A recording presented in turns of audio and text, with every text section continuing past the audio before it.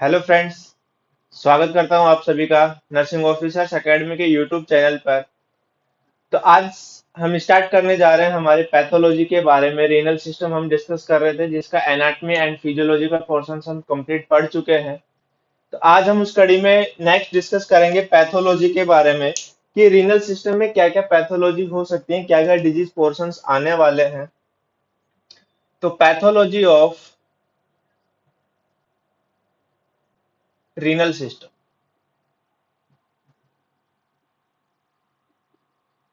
Pathology का क्या मतलब है कि क्या क्या डिजीज पोर्शन हम इंक्लूड करने वाले हैं रीनल सिस्टम में। तो उन सब के बारे में हम आज की क्लास में डिस्कस करने वाले हैं। तो इस कड़ी में सबसे पहले हमारे पास आने वाला है ग्लोमेरुलोपैथी।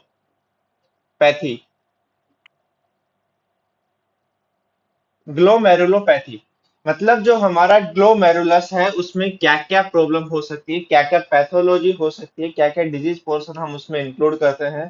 तो इनके बारे में हम डिस्कस करेंगे। ग्लोमेरुलो, आपका ग्लोमेरुलस, ग्लोमेरुलस एंड पैथी मतलब डिजीज या फिर alteration in functions, alteration of functions, कि जो नॉर्मल फंक्शंस हो रहे थे अगर उनमें अल्ट्रेशन हो गया है, मतलब कोई ना कोई डिजीज पोर्शन वहां पे प्रेजेंट है, जिसकी वजह से जो नॉर्मल फंक्शंस हो रहे थे उन फंक्शंस में अल्ट्रेशन आ गया है, और जो कोई भी एक ऑर्गन है, कोई भी एक सेल है, वो अपना फंक्शन अच्छे से नहीं कर पा रही है, तो वो हमारी क्या कहलाएंगी। अब यहाँ पे हम बात कर रहे हैं ग्लोमेरुलस के बारे में कि जो ग्लोमेरुलस है उसमें कोई ना कोई प्रॉब्लम हो चुकी है। कुछ ऐसे सबस्टांसेस वहां पे इंजरी कोज कर चुके हैं कि जो ग्लोमेरुलस के नॉर्मल फंक्शन है, जो नॉर्मल फंक्शन क्या है, फिल्ट्रेशन करने का, तो वो फिल्ट्रेशन सही से नहीं हो पा रहा है। तो उसको हम क्या बोल रहे हैं, ग्लोमेरुलोपैथी। अब इसमें क्या क्या पोर्शंस हम इंक्लूड करने वाले हैं, तो दो चीज हम इसमें पढ़ने वाले हैं। फर्स्ट इसमें हम डिस्कस करेंगे नेफ्रोटिक सिंड्रोम के बारे में, नेफ्रोटिक सिंड्रोम। एंड सेकेंड हम इसमें पढ़ेंगे नेफ्रिटिक सिंड्रोम, या फिर जिसको हम दूसरा नाम देते हैं ग्लोमेरुलो नेफ्राइटिस। तो ये डिजीज, दोनों डिजीज पोर्शन आज हम डिस्कस करेंगे। क्या क्या, आपका first nephrotic syndrome and second glomerulo nephritis, या फिर जिसी को हम दूसरा नाम क्या दे रहे हैं, नेफ्रिटिक सिंड्रोम। जो रीनल सिस्टम है उसकी पैथोलॉजी के बारे में हम बात कर रहे हैं। फर्स्ट हम इसमें डिस्कस कर रहे हैं ग्लोमेरुलोपैथी के बारे में कि जो ग्लोमेरुलस है उसमें क्या क्या अल्ट्रेशन हो सकते हैं। दो डिजीज के बारे में हमने इसमें डिस्कस किया। फर्स्ट वन क्या हो सकती है, नेफ्रोटिक सिंड्रोम, और सेकंड हो सकती है नेफ्रिटिक सिंड्रोम। अब इन दोनों के बारे में हम डिस्कस करें तो एक ओवरव्यू ले लेते हैं कंप्लीट हम नेफ्रोपैथी के बारे में कि जो ग्लोमेरुलस है उसमें दोनों जो अल्ट्रेशन है वो कैसे हो सकते हैं, क्या क्या उनमें साइन सिम्टम्स आने वाले हैं। तो एक रफली डायग्रामेटिक रूप से हम इनको पढ़ लेते हैं। हम यहाँ पे बनाने वाले हैं हमारा ग्लोमेरुलस। ये हो गई आपकी arteries, afferent and efferent arterioles.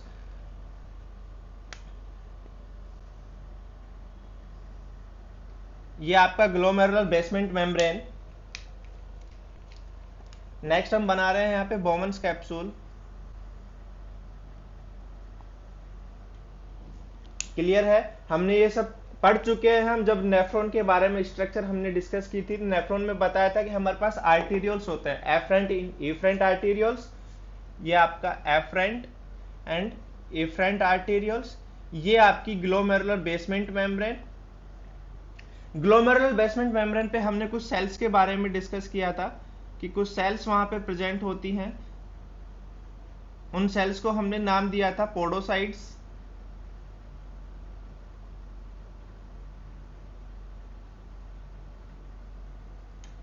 तो ये हमारे पास क्या है, पोडोसाइट्स हैं, पोडोसाइट्स। ठीक है, ये हमारी ब्लड वेसल्स है। ब्लड वेसल्स के अंदर आपका एपिथेलियम टिश्यू, एपिथेलियम सेल्स।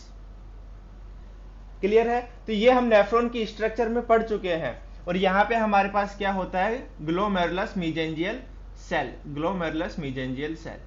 तो अब हम इसके बारे में, पैथोलॉजी के बारे में पढ़ना स्टार्ट कर रहे हैं। ये हमारा फर्स्ट एक नेफ्रॉन है, हमने डिस्कस किया है कि efferent arterioles, glomerular basement membrane, podocytes जो कहां पे पाए जा रहे हैं, बोमन्स स्पेस में, ग्लोमेरुलर स्पेस में। ठीक है, क्या है, बोमन्स कैप्सूल हो गया। अब हम इसके बारे में बात करें कि इंजरी अगर यहाँ पे हो रही है, सपोज करो ये कोई आपका एक पेशेंट है, नेफ्रॉन है, नेफ्रॉन में इंजरी हुई और उस इंजरी को हम नाम दे रहे हैं +1 इंजरी। क्लियर है, मतलब बहुत माइनर इंजरी हुई है, माइल्ड हम जिसको बोल सकते हैं कि बहुत कम इंजरी इसमें हुई है। तो इंजरी होने का क्या मतलब है वो हम डिस्कस करेंगे अभी। ये जो आपका एपिथेलियम सेल है, कुछ बेसिक चीजें हैं वो हम यहाँ पे पढ़ेंगे, जिससे हमें बहुत क्लियरली ये समझ में आ जाएगा कि नेफ्रोटिक सिंड्रोम में कैसे इंजरी हो रही है और कैसे उसके साइन सिम्टम्स बन रहे हैं। तो ये आपका जो एपिथेलियम सेल है, एपिथेलियम सेल्स के अंदर जो स्पेस पाया जाता है, ठीक है, इस सेल को मैं यहां पे बना दे रहा हूं, ये हमारी कोई एक एपिथेलियम सेल है। उस एपिथेलियम सेल के अंदर स्पेस पाया जाता है, जिसके अंदर पोर्स हम जिनकी बात कर रहे हैं, क्यों पोर्स है वही फिल्ट्रेशन करवाएंगे।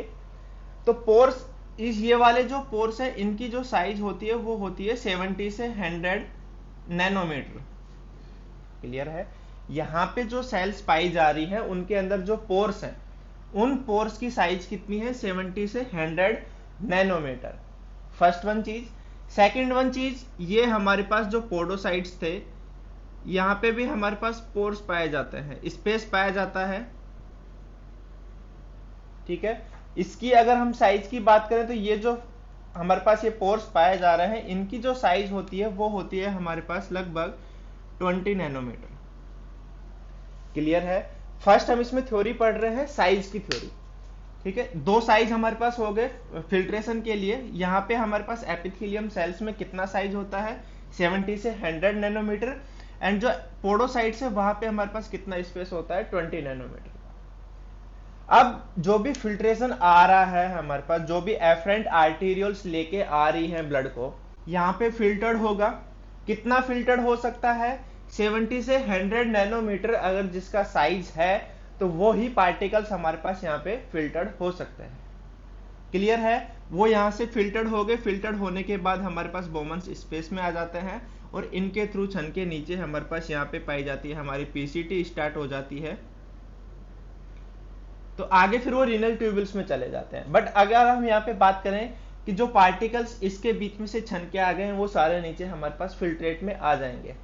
अब होता क्या है कि यहां से तो इनका जो साइज है वो बड़ा है, तो बड़े पार्टिकल्स भी छन के आ रहे हैं, बट वो वापस से चले जाते हैं। क्यों चले जाते हैं उसका भी अभी हम एक्सप्लेनेशन देने वाले हैं। सिर्फ कितने साइज के जो साइज पार्टिकल्स होंगे वो आएंगे हमारे पास नीचे फिल्ट्रेट में, जिनका साइज 20 नैनोमीटर से भी कम होगा। क्यों, क्योंकि यहाँ पे पोर्स की साइज क्या है, 20 नैनोमीटर। अब हम यहाँ पे बात करें कि जैसे कुछ पार्टिकल्स हैं, एग्जाम्पल हमारा एल्बुमिन, प्लाज्मा प्रोटीन है, ग्लोबुलिन, ये भी हमारा प्लाज्मा प्रोटीन है। उसके अलावा हमारी आरबीसी, डब्ल्यूबीसी, इन सब का साइज क्या है, 70 से 100 नैनोमीटर से कम होता है। अगर हम इनके साइज के बारे में बात करें, एल्बुमिन, ग्लोबुलिन और आरबीसी, तो इनका जो साइज होता है वो 70 से 100 नैनोमीटर से कम होता है। तो होना तो ये चाहिए कि ये फिल्ट्रेट हो, फिल्ट्रेट होने के बाद ये हमारे यूरिन में देखने को मिले। बट जब हमने यूरिन फॉर्मेशन पढ़ा था, फिल्ट्रेशन पढ़ा था, तो वहां पे हमने बात की थी कि एल्बुमिन, ग्लोबुलिन और जो आरबीसी है ये हमारे फिल्ट्रेशन में नहीं आते हैं। ये हमारी एफरेंट आर्टेरियल्स के द्वारा आगे ले दिया जाते हैं और जो ट्यूबुलर सिक्रेशन होता है उनके द्वारा इनको बॉडी से बाहर निकाला जाता है। तो क्यों ये हमारी जो फिल्ट्रेशन है उसमें नहीं आते हैं, तो जो हमारी जीबीएम है, यहाँ पे हमने बात किया था कि नेगेटिव चार्ज पाया जाता है। नेगेटिव चार्ज यहाँ पे पाया जाता है, उसकी वजह से क्या होता है, जो एल्बुमिन, ग्लोबुलिन और आरबीसी है ये भी नेगेटिव चार्ज आयन होते हैं, तो इनको वापस से रिपेल्ड कर दिया जाता है। जो पॉजिटिव होगा उसको नीचे ले लिया जाता है और जो नेगेटिव है उसको वापस से ऊपर की तरफ धकेल दिया जाता है और वो हमारे एफरेंट वेसल्स में चला जाता है। तो हमारे यूरिन के फॉर्मेशन ये हमें चीजें नहीं देखने को मिलती। हमारे यूरिन के जब हम पढ़ते हैं कि यूरिन जब फिल्ट्रेशन हो रहा है तो उसमें हमारे फिल्टर्ड में ये चीजें नहीं आती हैं। क्यों नहीं आती है? नेगेटिव चार्ज होने की वजह से इनको वापस से रिपेल्ड कर दिया जाता है और ये वापस से सर्कुलेशन में मिक्स हो जाती है। क्लियर है? अब हम यहाँ पे बात कर रहे हैं इंजरी के बारे में, कि जो ग्लोमेरुलस है उसमें कोई भी इंजरी हुई, पोर्स का साइज थोड़ा सा बढ़ेगा, क्योंकि इंजरी होगी तो जो पोर्स है उनमें कुछ ना कुछ इंजरी होगी, कोई भी चोट लग सकती है, जिसकी वजह से पोर्स का साइज बढ़ेगा। पोर्स का साइज बढ़ेगा तो यहाँ पे हमारे पास जो सर्कुलेशन में घूम रहा है, ठीक है, एल्बुमिन, एल्बुमिन क्या होगा, वो नीचे आने लग जाएगा। फर्स्ट वन चीज। दूसरी चीज क्या होगी, यहाँ पे जब इंजरी होती है तो इंजरी होने पे हमारे पास रिलीज होते हैं साइटोकाइन। जब कोई भी इंजरी होती है तो इन्फ्लामेशन के लिए हमारे पास जो रेस्पॉन्सिबल प्रोस्टाग्लैंडिन्स है, साइटोकाइंस हम जिनको बोल रहे हैं, वो रेस्पॉन्सिबल होता है। तो इंजरी हुई, साइटोकाइंस रिलीज हुए। साइटोकाइंस ने क्या किया, यहाँ पे जो नेगेटिव चार्ज था उसको न्यूट्रलाइज कर दिया। अब अगर चार्ज न्यूट्रलाइज हो गया है, पोर्स की साइज में से पहले ही हमारे पास एल्बुमिन आ सकता था, तो चार्ज जैसे ही न्यूट्रलाइज हुआ, एल्बुमिन हमारा नीचे फिल्ट्रेशन में आने लग जाता है। तो ये हमारे एल्बुमिन जो है वो हमारे यूरिन में देखने को मिलेगा। इंजरी हुई, इंजरी होने की वजह से साइटोकाइंस रिलीज हुए। साइटोकाइंस ने क्या किया, जो जीबीएम में नेगेटिव चार्ज पाया जा रहा था उसको न्यूट्रलाइज कर दिया। न्यूट्रलाइज करने की वजह से जो एल्बुमिन है वो हमारा यूरिन में देखने को मिलता है। तो इस टर्म को हम क्या नाम देते हैं, अगर एल्बुमिन हमारे यूरिन में आ जाए तो एल्बुमिन यूरिया। क्लियर है कि यूरिन में एल्बुमिन का अमाउंट देखने को हमें मिल रहा है। ये हो गया हमारे पास फर्स्ट वन इंजरी। इंजरी बहुत माइल्ड थी तो हमारे पास सिर्फ एल्बुमिन ही छन के आ पाया। नेक्स्ट हम बात करें सेकंड इंजरी के बारे में। तो सेकंड इंजरी में क्या है, जो पोर्स का साइज है वो थोड़ा और बढ़ने वाला है, इंजरी हमारी और सीवियर होने वाली है। हम वापस से बना दे हैं हमारी, ये आपकी वेसल्स हो गई, ये हमारी glomerular basement membrane. Glomerular basement membrane पे हमारे पास पोडोसाइट्स,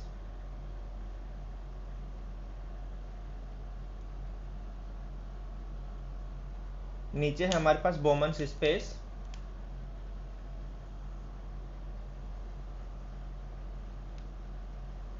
क्लियर है, और ऊपर हमारे पास क्या चल रहा है, हमारा सर्कुलेशन।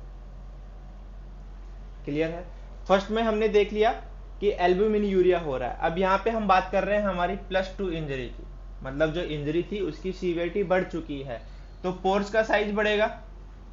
पोर्स का साइज बढ़ेगा तो यहां से हमारे पास ज्यादा क्वांटिटी में एल्बुमिन जो है वो यूरिन में आएगा।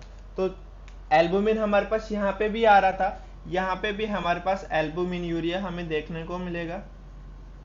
एल्बुमिन यूरिया के साथ साथ यहाँ पे जो ग्लोबुलिन है वो भी हमें यूरिन में देखने को मिलने वाला है, ग्लोबिन यूरिया। ठीक है, जब सेकेंड टाइप की हम इंजरी पढ़ रहे हैं कि इंजरी थोड़ी सी सीवियर हुई, वर्स्ट हुई, तो जो एल्बुमिन है उसके साथ साथ जो प्लाज्मा प्रोटीन है ग्लोबुलिन, वो भी हमें यूरिन में देखने को मिलता है। अब यहाँ पे जो फर्स्ट वन हम देख रहे थे कि यहाँ पे सिर्फ एल्बुमिन आ रहा था, तो इसको हम बोल सकते हैं सेलेक्टिव प्रोटीन यूरिया। सेलेक्टिव का मतलब सिर्फ एक चीज, प्रोटीन यूरिया। प्रोटीन मतलब हमारी जो प्लाज्मा प्रोटीन है, 3 होती है, albumin, globulin and fibrinogen, but उसमें से सिर्फ एक चीज आई है, एल्बुमिन, इसीलिए हम इसको नाम दे रहे हैं सेलेक्टिव प्रोटीन यूरिया। जबकि ये हमारा क्या हो जाएगा, non selective protein urea. Clear है? तो दो टाइप की इंजरी हम इसमें डिस्कस कर चुके हैं। फर्स्ट वन हमारे पास प्लस इंजरी, सेकंड हम इसमें पढ़ रहे हैं प्लस इंजरी। प्लस इंजरी में हमें क्या देखने को मिल रहा है, नॉन सेलेक्टिव प्रोटीन यूरिया हमें देखने को मिल रहा है। नेक्स्ट हम बात करें थर्ड टाइप ऑफ इंजरी की, ये हमारी वेसल्स है।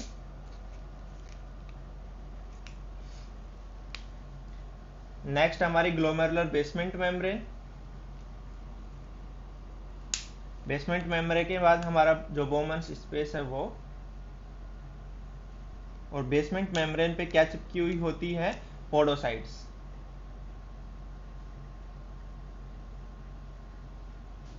क्लियर है। और ऊपर हमारे पास क्या है, जो हमारा सर्कुलेशन चल रहा है वो है। अब हम बात कर रहे हैं +3 इंजरी की। तो +3 इंजरी में हमारे पास क्या होने वाला है, ध्यान दें। +2 इंजरी में नॉन सेलेक्टिव प्रोटीन यूरिया हो चुका है। अब यहां पे हम बात कर रहे हैं थर्ड वन की। थर्ड वन क्या है, नेगेटिव चार्ज खत्म हो गया है, इंजरी और ज्यादा सीवियर हो चुकी है, जिसकी वजह से जो पोर्स है उनका साइज बढ़ गया है और डैमेज भी जगह जगह पे हो गया है। यहां पे क्या था, कुछ 1-2 सेल्स में ही हमारे पास डैमेज देखने को मिल रहा था। जो साइज था वो ठीक था, थोड़ा सा हमें उसमें डिस्टरबेंस देखने को मिला। किसी एक सेल के बारे में बात हो रही है, एपिथेलियम सेल, काफी सारी एपिथेलियम सेल है, बट सिर्फ एक सेल में डिस्टरबेंस हुआ। यहाँ पे जो सेल्स है उनकी संख्या बढ़ी, जो साइज था पोर्स उसका जो डायमीटर था वो बढ़ा। बट यहाँ पे हम बात कर रहे हैं और कि जो सेल्स की संख्या है वो और ज्यादा बढ़ गई है और जो डायमीटर है वो भी हमारे पास बढ़ गया है। ठीक है, जो पोडोसाइट्स के बीच में स्पेस पाया जा रहा था वो भी हमारा क्या हुआ है, बढ़ गया है। यहाँ पे भी डैमेज स्टार्ट हो चुका है। अब इस सिचुएशन में क्या होगा, वही चीज हमें देखने को मिलेंगी। ऊपर से जो सर्कुलेशन है, एल्बुमिन नीचे आ जाएगा, एल्बुमिन यूरिया देखने को मिलेगा, क्योंकि एल्बुमिन हमारा ब्लड जो फिल्टर्ड हो रहा था, नेगेटिव चार्ज खत्म हो गया, रिपेल्ड नहीं हो पा रहा है, तो यूरिन में देखने को मिलेगा। इसके अलावा हमें ग्लोबिन देखने को मिलेगा, ग्लोबिन यूरिया। उसके अलावा यहाँ पे हमें कुछ आरबीसीज भी देखने को मिलती है। जो आरबीसीज जब साइज उनका बढ़ गया है, पोर्स बहुत ज्यादा हो गए हैं, डैमेज ज्यादा हो चुका है, तो अगर आरबीसी इन ब्लड, तो उसको हम क्या बोलते हैं, हेमेचूरिया। मतलब इस कंडीशन में हमें क्या देखने को मिलेगा, पेशेंट में हेमेचूरिया भी देखने को मिलेगा। अब हम यहाँ पे बात कर रहे हैं कि हमें एक और जो मेन सिम्टम है वो देखने को मिलता है, और वो होता है हमारे पास हाइपर लिपिडेमिया। कि जो लिपिड का अमाउंट है, एमिया मतलब ब्लड, ब्लड में लिपिड का अमाउंट बढ़ रहा है। अब लिपिड का अमाउंट क्यों बढ़ रहा है उसके बारे में हम एक बार डिस्कस कर लेते हैं। कि जब इंजरी होती है, इंजरी होने के बाद एल्बुमिन हमारा लॉस हो रहा है, तो हमारी बॉडी में क्या है, जो लीवर है वो लीवर क्या करता है, प्लाज्मा प्रोटीन का सिंथेसाइज करता है। ये हम नॉर्मल पढ़ते हैं कि जो प्लाज्मा प्रोटीन है उनका सिंथेसिस कहां से होता है, हमारे लीवर से होता है। नॉर्मली हम बात करें कि जो प्लाज्मा प्रोटीन है लगभग 10 से 12 ग्राम पर डे जो लीवर है वो सिक्रेशन करता है। नॉर्मली पर डे कितना सिक्रेशन कर रहा है प्लाज्मा प्रोटीन का, 10 से 12 ग्राम पर डे। और एल्बुमिन यूरिया, ग्लोबिन यूरिया हमारे पास यहाँ पे पेशेंट्स को देखने को मिलता है। हम किस कंडीशन में, यहाँ पे जो होता है, जो लॉस होता है हमारे पास एल्बुमिन वगैरह का, वो बढ़ जाता है 3.5 ग्राम पर डे से ज्यादा। अगर किसी पेशेंट के यूरिन में, पर डे यूरिन में 3.5 ग्राम से ज्यादा एल्बुमिन आने लग जाए तो हम उसको बोलते हैं एल्बुमिन यूरिया। अब यहां पे हम बात कर रहे हैं कि लीवर हमारा 10 से 12 ग्राम पर डे सिक्रेशन कर रहा है, निकल कितना रहा है, 3.5। तो नॉर्मली होना क्या चाहिए कि हमारे ब्लड में प्लाज्मा जो प्रोटीन्स हैं उनका लेवल नॉर्मल रहना चाहिए, क्योंकि पर डे 10 से 12 सिक्रेशन कर रहा है और निकल कितना रहा है, सिर्फ 3.5 ग्राम। बट हमारी जो बॉडी है, हमारा जो ब्लड सर्कुलेशन है, उसके अंदर जो प्लाज्मा प्रोटीन्स है उनकी कमी हमें देखने को मिलती है। क्यों वो कमी हमें देखने को मिलती है, तो उसके बारे में हम डिस्कस कर लेते हैं। कि जब बन हमारे पास 10 से 12 रहा है डेली, निकल सिर्फ 3.5 रहा है, तो बाकी का कहां गया, क्यों हमारी बॉडी में प्लाज्मा प्रोटीन्स की कमी हुई। तो इसका जो रीजन होता है वो होता है हमारी पीसीटी। जो पीसीटी में जो सेल्स होती है वो क्या करती हैं कि जो प्लाज्मा जो प्रोटीन्स नीचे आया है फिल्टर्ड होके उसको कैटालाइज कर देती है। जो एक्स्ट्रा हम बात कर रहे हैं वो कैटालाइज्ड इन पीसीटी।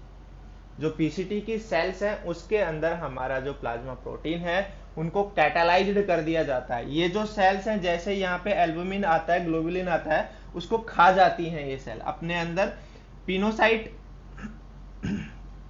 किया, पिनोसाइट करने के बाद उसको कैटालाइज कर देती है। और जो हमारी बॉडी है वहां से हमारा जो लेवल है वो कंपनसेट नहीं कर पाता है, क्योंकि वो निकाल तो इतना ही रहा है, आउटपुट हम 3.5 ग्राम दे रहे हैं, बट जो और ज्यादा जो प्रोटीन है वो कहाँ गया, वो हमारे पीसीटी की सेल्स ने कैटालाइज कर दिया है। इसकी वजह से हमारा जो ब्लड है, ब्लड में प्लाज्मा प्रोटीन की हमें क्या देखने को मिलेगी, कमी देखने को मिलेगी। सेकंड वन चीज हम बात कर रहे हैं हाइपरलिपिडीमिया के बारे में, कि बॉडी के अंदर लिपिड क्यों बढ़ गया है, जो ब्लड है उसके अंदर लिपिड क्यों बढ़ गया है। तो जब हमारा जो लीवर है वो कंपनसेट करता है, किसको कंपनसेट कर रहा है, इन दोनों के लॉस को कंपनसेट कर रहा है, और 10 से 12 ग्राम पर डे निकाले जा रहा है, और ज्यादा काम कर रहा है लीवर, प्लाज्मा प्रोटीन का सिक्रेशन करने में लगा हुआ है। क्यों? क्योंकि इनकी कमी हो रही है बॉडी में। तो उस दौरान क्या होता है, प्लाज्मा प्रोटीन के साथ साथ हमारा जो लीवर है वो लिपिड्स का भी सिंथेसिस करता है। क्लियर है? जो कोलेस्ट्रॉल है आपका, एलडीएल है, लो डेंसिटी है आपका कोलेस्ट्रॉल है, वेरी लो डेंसिटी लिपिड्स है, तो उनका क्या है, जो सिक्रेशन है, जो सिंथेसिस है वो बढ़ जाता है, लीवर के द्वारा ही होता है। तो लीवर जब ज्यादा काम करेगा प्रोटीन की जो कमी हुई है उसको कंपनसेट करने के लिए, तो अब ये तो है नहीं कि सिर्फ वो एक ही चीज निकालेगा, तो उसकी जो बाकी सिक्रेशंस हैं वो भी हमारी बॉडी में बढ़ जाते हैं, जिसकी वजह से हमें जब हम इन्वेस्टिगेशन करते हैं तो पेशेंट के अंदर हाइपरलिपिडीमिया देखने को मिलता है। क्लियर है? नेक्स्ट यहां पे हम बात कर चुके हैं हिमेचूरिया के बारे में। अब हिमेचूरिया जो है उसमें भी हमारे पास हम देखेंगे अभी कि कहां से आ रहा है, वो हमें कैसे पता चलेगा उसके बारे में हम बात करेंगे। बट यहाँ पे जो हिमेचूरिया है वो हमें कम देखने को मिलता है +4 इंजरी के मुकाबले। अभी हम पढ़ने वाले हैं नेक्स्ट +4 इंजरी में, जिसमें कि जो पोर्स हैं वो और ज्यादा हो जाएंगे, साइज उनका बढ़ जाएगा, नंबर्स उनकी जो इंजरी है वो बढ़ जाएंगी कि ज्यादा सेल्स में डैमेज हुआ है। तो ये हमारे पास 3 इंजरी के बारे में हमने डिस्कस किया। पहला प्लस इंजरी, जिसमें आपका एल्बुमिन आया, जिसको हम बोल रहे हैं सेलेक्टिव प्रोटीन यूरिया। +2 इंजरी, जिसके अंदर एल्बुमिन के साथ साथ ग्लोबुलिन आया, जिसको हम बोल रहे हैं non selective protein urea. +3 injury, जहां पे हमारे पास एल्बुमिन, ग्लोबुलिन और ब्लड के अंदर लिपिड बढ़ गया है, कुछ अमाउंट ऑफ हमारे पास आरबीसीज भी आई है। तो ये हमारे पास तीनों इंजरी हो गई। जो ये थर्ड वन इंजरी है, इस थर्ड वन इंजरी को हम नाम देते हैं नेफ्रोटिक रेंज इंजरी। क्यों नाम देते हैं, यहां पे मैं मेंशन कर रहा हूं, क्या नाम हम इसको दे रहे हैं, nephrotic range injury. Nephrotic range injury, ये वाली जो इंजरी है उसको हम नाम दे रहे हैं नेफ्रोटिक रेंज इंजरी। क्यों? क्योंकि ये वाला क्राइटेरिया हमने फिक्स किया है कि नेफ्रॉन्स में ज्यादा इंजरी हो चुकी है, कब, जब प्रोटीन का अमाउंट हमारे पास 3.5 ग्राम पर डे से ज्यादा लॉस होने लग जाए, तो उसको हम बोलते हैं नेफ्रोटिक रेंज इंजरी। यहाँ पे हमारे पास ये वाली जो इंजरी है, ये नेफ्रोटिक जो रेंज इंजरी है उससे जस्ट पहले की सिचुएशन है, तो इसको हम नाम देते हैं सब नेफ्रोटिक रेंज इंजरी।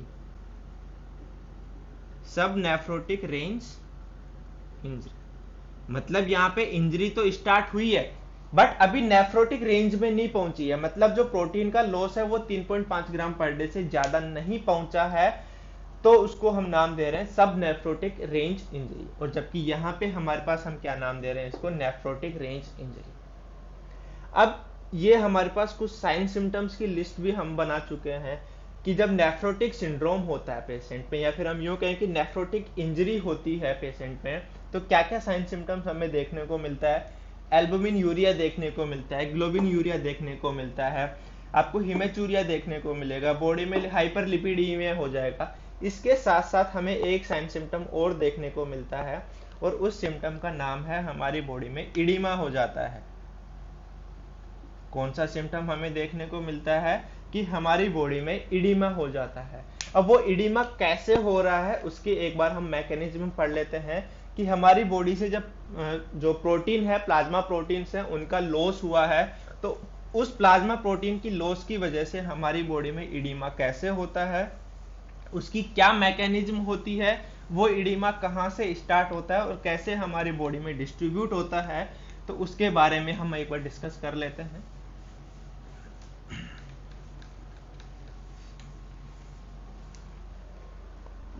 अब हम बात कर लेते हैं इडिमा के बारे में कि हमें बॉडी में इडिमा क्यों हुआ है।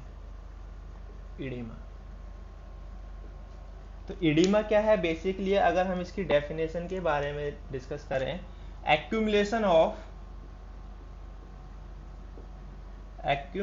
Of fluid in interstitial space, कि जो इंटरस्टिशियल स्पेस है, दो सेल्स के बीच में जो स्पेस पाया जा रहा है, ये वाला स्पेस, जब इस स्पेस में जो फ्लूइड वॉल्यूम है वो एक्सेसिवली रूप से स्टोर्ड होने लग जाए, इकट्ठा होने लग जाए, तो वही कंडीशन हमारे पास क्या कहलाती है, इडिमा कहलाती है। अब इडिमा की जो मैकेनिज्म है वो हमें देखनी पड़ेगी कि इडिमा क्यों हो रहा है। तो इडिमा होने के लिए हमारे पास दो प्रेशर काम करते हैं। First one hydrostatic pressure and second one हमारे पास ऑनकोटिक प्रेशर। ये दोनों प्रेशर जो हैं वो रेस्पॉन्सिबल होता है इडिमा हमारी बॉडी में होगा या नहीं होगा। तो कैसे काम करते हैं उनके बारे में हम डिस्कस करते हैं कि ये हमारी आर्टरी है, आर्टीरियल सप्लाई जा रहा है। आर्टीरियल सप्लाई क्या होता है कि आगे जाके हमारे पास आर्टीरियल्स में डिवाइड हुआ, सेल्स में सप्लाई कर रहा है, फिर सेल से हमारे पास क्या होता है, वीनस कैपिलरीज निकलती हैं जो वेन्स का फॉर्मेशन कर लेती है। क्लियर है, ये नॉर्मल फिनोमेना है। इसमें आर्टरी है, आर्टरी के आगे आर्टीरियल्स बन गए जो किसी भी सेल्स में जाके सप्लाई कर देते हैं। ये हमारी कोई भी एक सेल हम इंक्लूड कर रहे हैं यहाँ पे, ये हमारी क्या है, कोई भी एक सेल है। इस सेल में हमारे पास blood supply I, blood supply आने के बाद वापस से वो चली गई है, ठीक है। ऑक्सीजनेटेड सप्लाई आई, सेल को सप्लाई किया, जो डीऑक्सीजनेटेड है वो हमारे वेन्स में आगे निकल गया। अब यहाँ पे ये दोनों प्रेशर कैसे काम करते हैं उनके बारे में हम डिस्कस करते हैं। जो आर्टीरियल एंड है, उस आर्टीरियल एंड पे हमारे पास जो हाइड्रोस्टेटिक प्रेशर होता है, इंक्रीज हाइड्रोस्टेटिक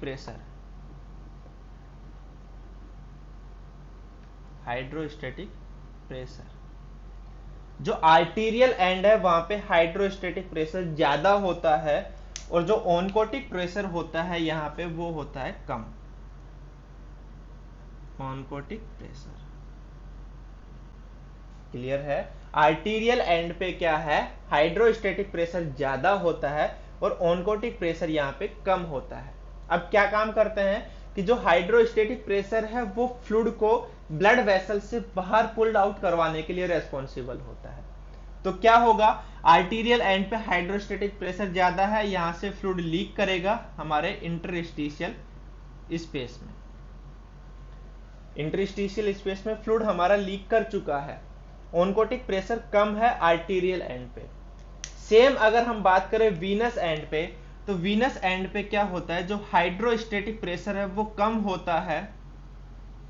हाइड्रोस्टेटिक प्रेशर हमारी वीनस एंड पे कम होता है आर्टीरियल एंड के मुकाबले, और जो ऑनकोटिक प्रेशर है वो ज्यादा होता है, इंक्रीज ऑनकोटिक प्रेशर किसके मुकाबले, आर्टीरियल एंड के मुकाबले, वीनस एंड में।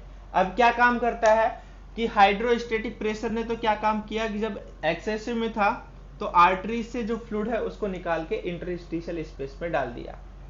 जो हमारा ऑनकोटिक प्रेशर है ये इसके विपरीत काम करता है, ऑपोजिट काम करता है। तो ऑनकोटिक प्रेशर क्या काम करेगा कि जो इंटरस्टिशियल स्पेस में जो हमारे पास फ्लूइड आया है, जो हाइड्रोस्टेटिक प्रेशर ने फ्लूइड को इंटरस्टिशियल स्पेस में डाल दिया है, उस एक्सेसिव फ्लूइड को वापस से हमारी वेन्स में डालने में रेस्पॉन्सिबल होता है।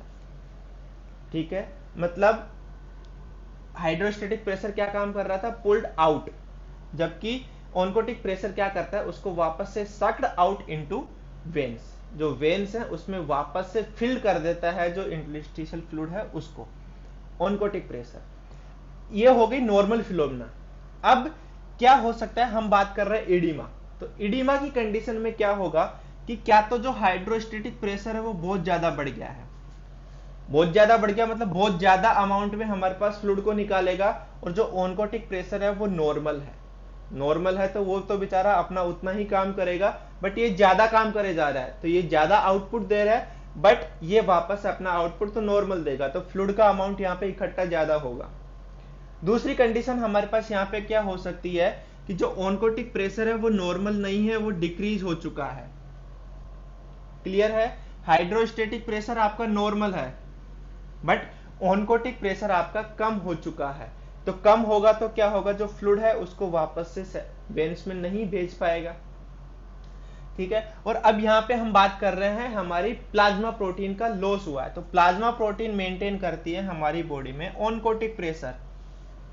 अब अगर प्लाज्मा प्रोटीन बॉडी में ऑनकोटिक प्रेशर को मेंटेन कर रही है, हमारे ब्लड से प्लाज्मा प्रोटीन लीक हो चुकी है, यूरिन में जा चुकी है, तो हमारी बॉडी का जो ऑनकोटिक प्रेशर है वो इम्बैलेंस हो जाएगा। इम्बैलेंस होगा मतलब जो ऑनकोटिक प्रेशर है वो डिक्रीज हो चुका है। जब ऑनकोटिक प्रेशर डिक्रीज होगा तो जो फ्लूइड है वो वापस से वेन्स में नहीं जा पाएगा, और वो इंटरस्टिशियल स्पेस में ही अटक के रह जाएगा, यहीं पे स्टक हो जाएगा, और जो फ्लूइड है उसका एक्यूमुलेशन हमें देखने को मिलेगा। तो ये थी हमारी इडीमा की कंडीशन कि कैसे इडीमा होता है, दो प्रेशर्स पे डिपेंड करता है, हाइड्रोस्टेटिक प्रेशर और ऑनकोटिक कैसे नॉर्मली फंक्शन करते हैं वो हमने देखा कि हाइड्रोस्टेटिक क्या काम करता है, आर्टीरियल एंड पे से जो फ्लूइड है उसको निकालता है, सेल्स में पहुंचाता है, सेल्स में जाने के बाद वो फ्लूइड क्या काम करता है, अपना ऑक्सीजन न्यूट्रिएंट जो है वो सब सेल्स को दे देता है। उसके बाद क्या होता है, जो ऑनकोटिक प्रेशर है वो वापस से उस फ्लूइड को और जो सेल का मेटाबॉलिक वेस्ट है उन सबको वापस से वेन में डाल देता है। बट कंडीशन है कि ऑनकोटिक प्रेशर हमारी बॉडी में कम हो चुका है। क्यों कम हुआ है, क्योंकि हमारी बॉडी से एल्बुमिन का लॉस हो चुका है, जो कि ऑनकोटिक प्रेशर को मेंटेन रखने में बहुत इंपॉर्टेंट रोल प्ले करती है। अब ऑनकोटिक प्रेशर कम हो गया है तो फ्लूइड वापस से वेन्स में नहीं जा पाएगा, और हमारी बॉडी में इडीमा देखने को मिलेगा, मतलब इंटरस्टिशियल फ्लूइड में, सॉरी इंटरस्टिशियल स्पेस में फ्लूइड का एक्यूमुलेशन हो जाएगा। अब ये जो एडिमा है, जो एक्यूमुलेशन है, ये हमारे पास कंप्लीट हमें बॉडी में देखने को मिलेगा। तो अगर कंप्लीट बॉडी में देखने को मिलता है तो उसको हम नाम देते हैं जनरलाइज्ड एडिमा। जनरलाइज्ड एडिमा, क्योंकि ये तो है नहीं कि किसी एक पर्टिकुलर सेल में ऐसा होने वाला है, कि किसी एक पर्टिकुलर वेन के साथ ऐसा होने वाला है। ऑनकोटिक प्रेशर तो पूरी सर्कुलेशन में कम हुआ है, तो पूरी बॉडी में हमें जनरलाइज एडिमा देखने को मिलेगा। और जो जनरलाइज एडिमा अगर हमारी पूरी बॉडी में हो जाता है तो उसको हम नाम देते हैं एनासार्का। क्या नाम देते हैं, एनासार्का। क्लियर है, ये हो गया एडिमा की मैकेनिज्म। अब जो हमारा नेफ्रोटिक सिंड्रोम हम पढ़ रहे हैं, उस नेफ्रोटिक सिंड्रोम में सबसे पहले जो एडिमा देखने को मिलेगा, जनरलाइज एडिमा की हम बात कर चुके हैं कि पूरी बॉडी में एडिमा होगा, बट सबसे पहले कहां पे अपीयर होता है, तो सबसे पहले जो एडिमा है वो अपीयर होता है पेरी ऑर्बिटल एरिया में। पेरी ऑर्बिटल एरिया, जिसको हम नाम देते हैं पेरी ऑर्बिटल एडिमा। ठीक है, कि जो एडिमा तो हुआ है, बट पेशेंट में आपको सबसे पहले एडिमा कहां पे देखने को मिलेगा, तो सबसे पहले एडिमा हमें देखने को मिलेगा पेरी ऑर्बिटल एरिया में। मतलब हमारी जो आईज हैं उनके चारों तरफ, ऑर्बिट के चारों तरफ हमें एडिमा देखने को मिलता है सबसे पहले। क्यों देखने को मिलता है पेरी ऑर्बिटल एडिमा सबसे पहले, तो इसका रीजन होता है कि यहाँ पे हमारे पास जो ब्लड सप्लाई है, जो ब्लड कैपिलरी जो बहुत माइन्यूट होती है। फर्स्ट वन रीजन क्या है, माइन्यूट कैपिलरीज। माइन्यूट कैपिलरीज, कि जो ब्लड कैपिलरी जो बहुत माइन्यूट होती है, इसलिए वो बहुत जल्दी लीक कर जाती है। सेकेंड वन चीज, कि जो यहाँ पे हमारी स्किन है वो बहुत लूजली कनेक्ट है, इतना हम इसको खींच पा रहे हैं, इतना हम किसी भी स्किन, हमारी पूरी बॉडी की जो स्किन है उसको हम लूज नहीं खींच पाते हैं जितना हम यहाँ से हम इस स्किन को ऐसे हटा पाते हैं। ठीक है, तो जो स्किन है वो लूज कनेक्टिव टिश्यूज, या फिर हम बात करें कि लूज कनेक्ट होती है, बहुत जो कनेक्टिव टिश्यूज है यहाँ पे बहुत लूज होते हैं, जिनकी वजह से हमारा जो स्पेस है स्किन के अंदर वो बढ़ जाता है बिना किसी प्रेशर के। अब कोई तो एक चीज देखें, अगर हम यहाँ पे हमारे पास स्किन है वो हार्ड है, उसको हम ज्यादा पिंच नहीं कर पाते हैं, तो अगर फ्लूइड को लीक करना है तो वो ज्यादा प्रेशर लगाएगा स्किन पे। बट यहाँ पे क्या है, लूज कनेक्टिव टिश्यूज से हमारे पास बनी हुई स्किन है, स्किन बहुत लूज है, तो फ्लूइड को ज्यादा प्रेशर लगाने की जरूरत नहीं है, फ्लूइड ऑटोमेटिकली उस स्किन को आराम से धकेल सकता है और वहां पे अपना कलेक्ट हो सकता है। इसीलिए जो सबसे फर्स्ट एडिमा जो हमें देखने को मिलता है नेफ्रोटिक सिंड्रोम में, वो देखने को मिलता है periorbital oedema. Periorbital oedema होने के बाद आपका ये हो गया आईज के चारों तरफ, उसके बाद हमें देखने को मिलता है हमारी बॉडी के डिपेंडेंट पार्ट में पेरी ऑर्बिटल एडिमा।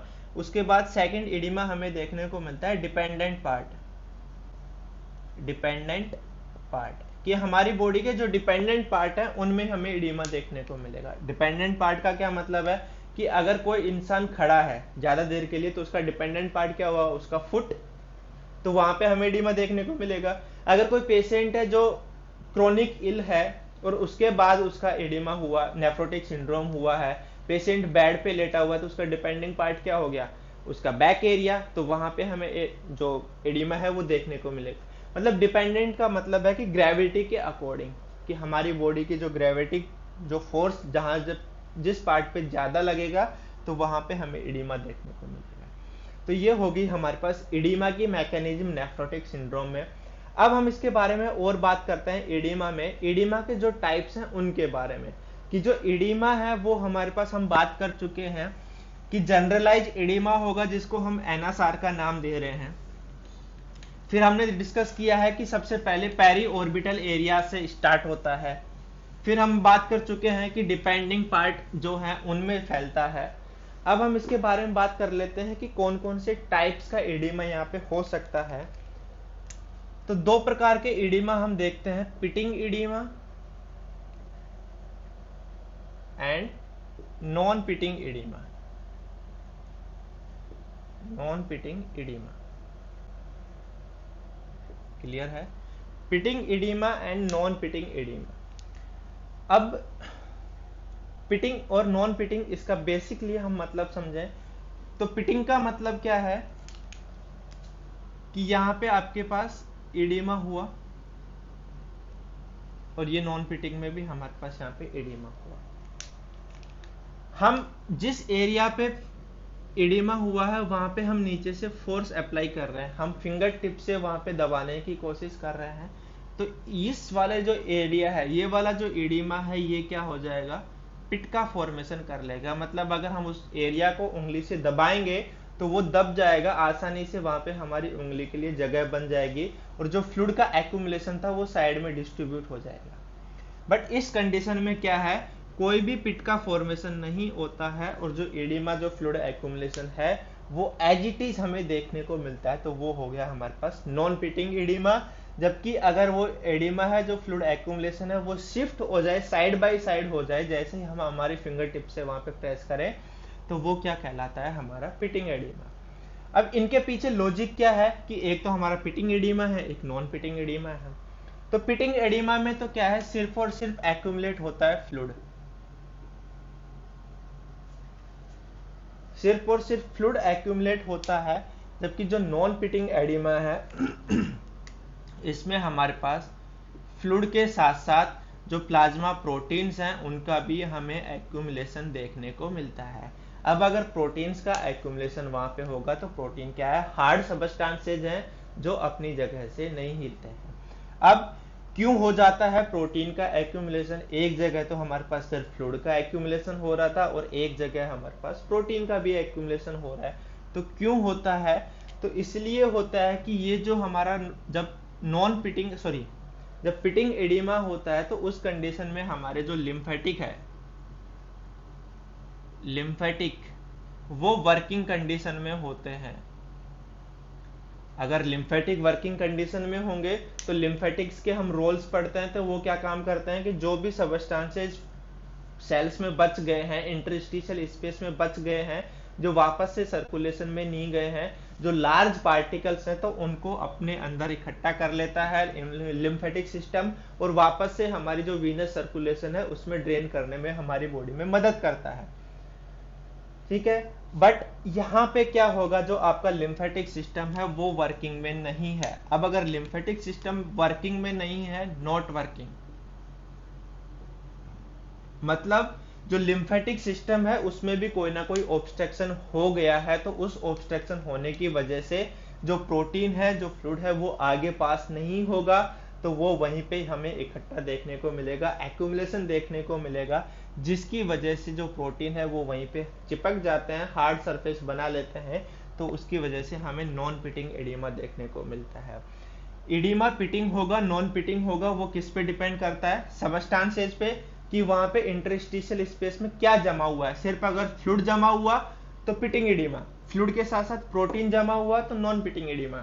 अब प्रोटीन क्यों जमा हो जाता है कि हमारा जो लिम्फेटिक्स है वो हमारा वर्किंग कंडीशन में नहीं है, लिम्फेटिक में कोई ना कोई ऑब्स्ट्रक्शन हो चुका है, कोई इन्फ्लामेशन हो गई है, कोई बैक्टीरियल इन्फेक्शन हो गया है, जिसकी वजह से जो हमारा लिम्फेटिक्स है वो काम नहीं कर रहा है, तो हमारी बॉडी में नॉन पिटिंग एडिमा देखने को मिलेगा। क्लियर है? तो ये हम पढ़ रहे हैं ग्लोमेरुलोनेफ्रोपैथी में नेफ्रोटिक सिंड्रोम, या फिर हम यूं कहें कि नेफ्रोटिक रेंज इंजरीज में, कि +1 इंजरी, +2 एंड +3 इंजरी, जिसका कॉमन साइन है हमारे पास इडिमा। इडिमा की मैकेनिज्म हमने पढ़ ली, उसके टाइप्स हम डिस्कस कर चुके हैं। इसमें नेक्स्ट डिस्कस करते हैं कि इडिमा हो गया है, क्या क्या साइन सिम्टम्स हम इसमें डिस्कस कर चुके हैं, कि पेशेंट में एल्बुमिन यूरिया हो गया है, ग्लोबिन यूरिया हो गया है, हिमेचूरिया हमें देखने को मिल रहा है, पेशेंट में इडिमा हो गया है, लिपिड्स बढ़ गए क्योंकि लीवर कंपनसेट कर रहा था, तो लिपिड्स का प्रोडक्शन भी स्टार्ट हो गया है, बॉडी में जो प्रोटीन है उनकी अमाउंट हमें कम देखने को मिल रही है, हाइपो एल्बुमिनिया हो रहा है। ठीक है, अब उसके बाद हमें और क्या क्या साइन सिम्टम्स देखने को मिलेंगे, तो हम उसके बारे में डिस्कस करते हैं। कि जब हमारे ग्लोमेरुलस में इंजरी हुई है, जो फिल्ट्रेशन है वो हमारा नीचे आ रहा है, तो उस सिचुएशन में क्या होता है, एक्सेसिव अमाउंट में हमें बॉडी जो फ्लूइड है वो देखने को मिलेगा। एक्सेसिव अमाउंट में अगर हमें फ्लूइड देखने को मिल रहा है वहां फिल्ट्रेशन में, तो पहले तो क्या होगा कि जो यूरिन अमाउंट है वो हमें बढ़ा हुआ देखने को मिलेगा। क्यों? क्योंकि जो इंजरी हुई है, फिल्ट्रेशन ज्यादा आ रहा है, पोर्स बढ़ गए हैं, नीचे फ्लूइड अमाउंट ज्यादा देखने को मिल रहा है, जो फिल्ट्रेशन आया है हमें वो ज्यादा देखने को मिल रहा है। बट अब उसके बाद क्या होगा वो हम डिस्कस करते हैं, कि बॉडी में हमारे पास जो ब्लड है वहां पे हमारे पास हो गया है हाइपो एल्बुमिनिया। ठीक है,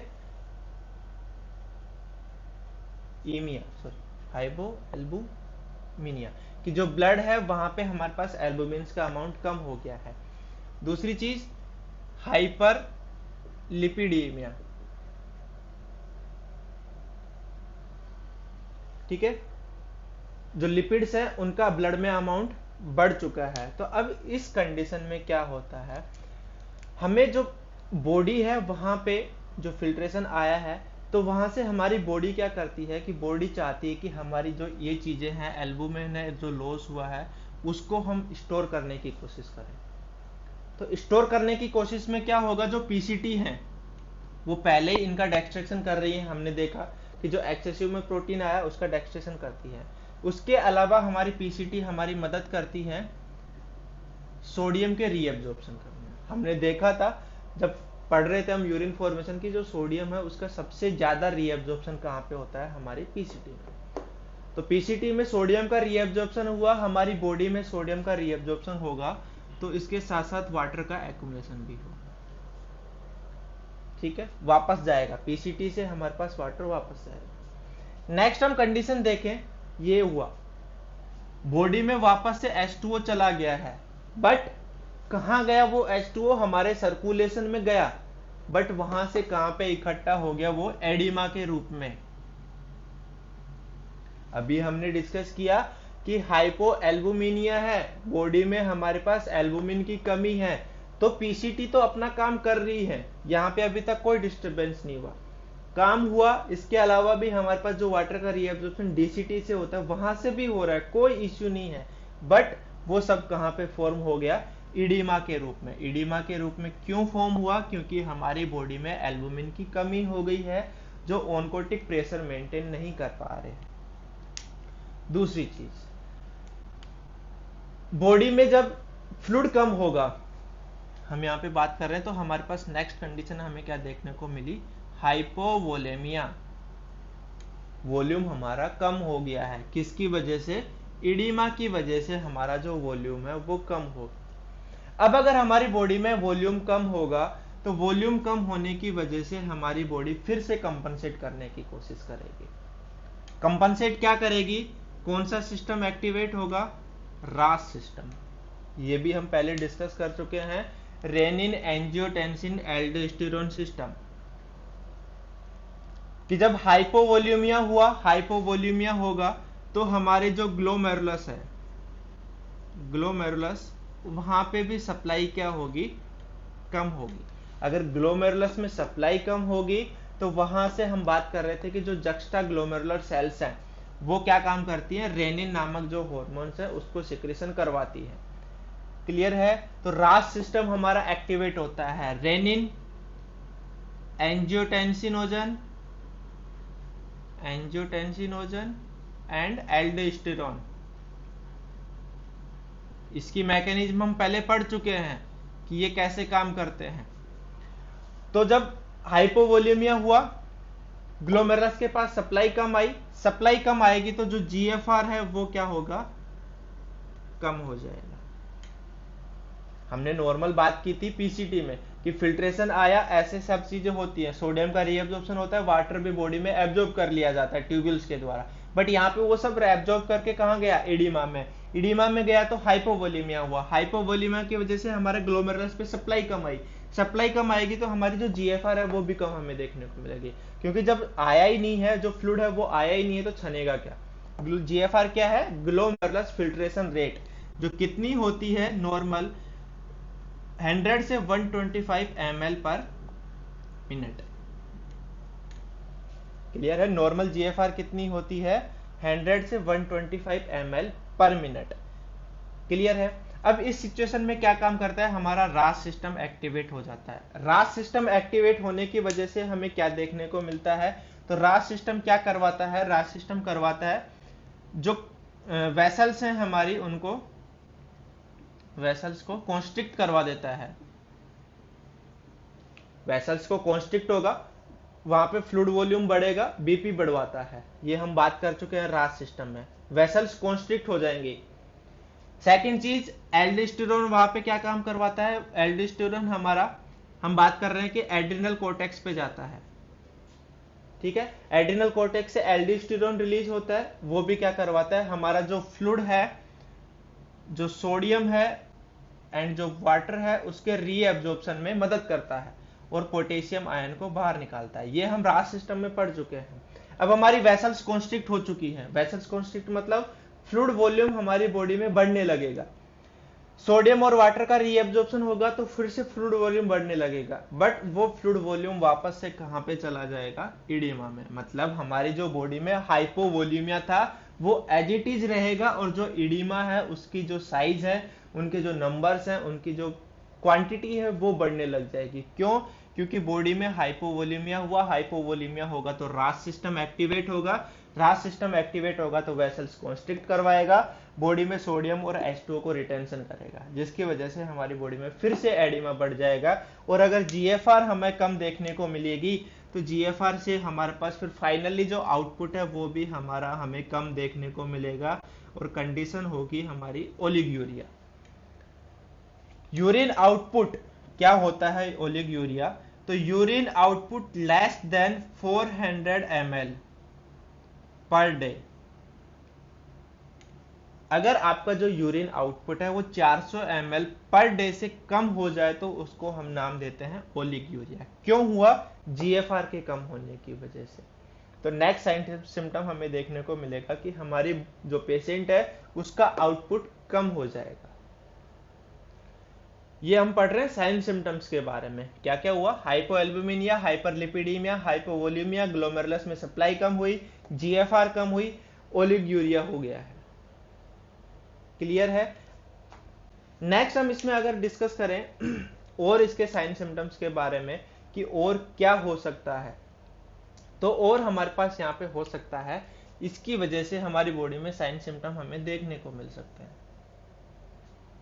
हाइपरलिपिडीमिया मतलब बॉडी में लिपिड ज्यादा सर्कुलेट कर सकता है। अब अगर लिपिड है, बॉडी में सर्कुलेट कर सकता है, घूम रहा है इधर उधर, तो वहां पे क्या है, थ्रोम्बस का फॉर्मेशन हो सकता है।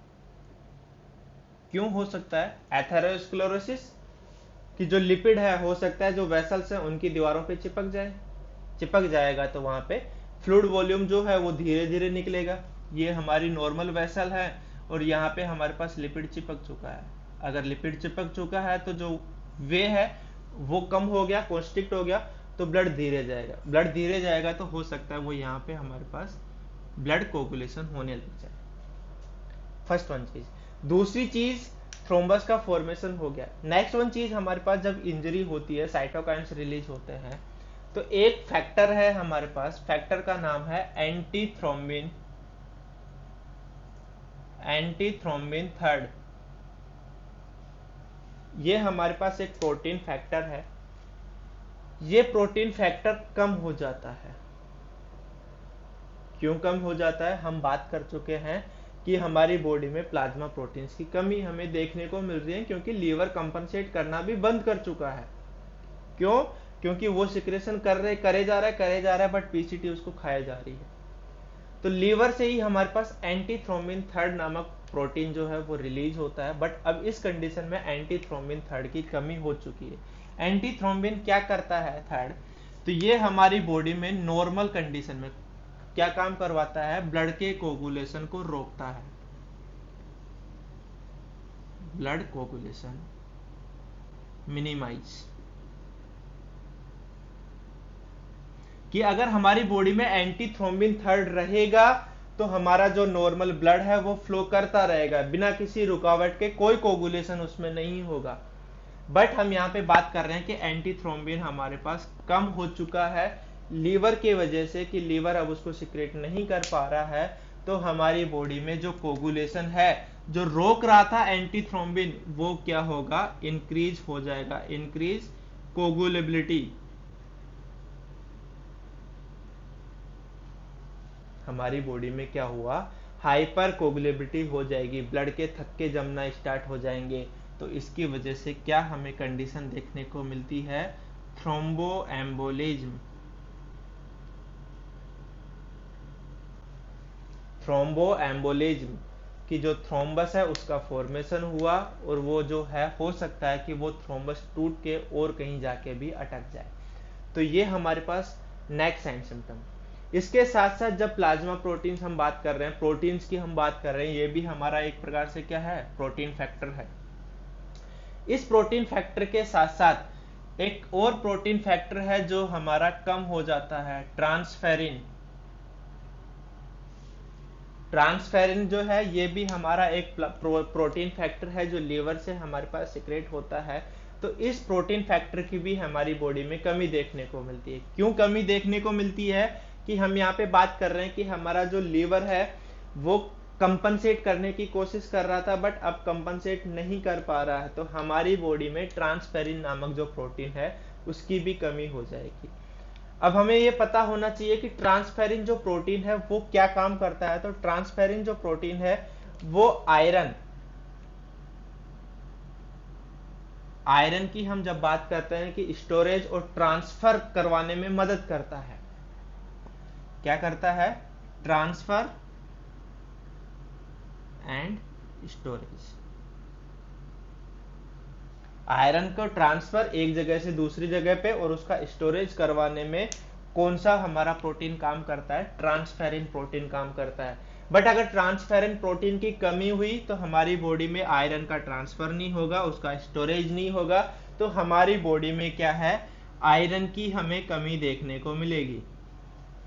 आयरन की कमी हुई तो हम इसको नाम देते हैं आयरन डेफिशिएंसी एनीमिया।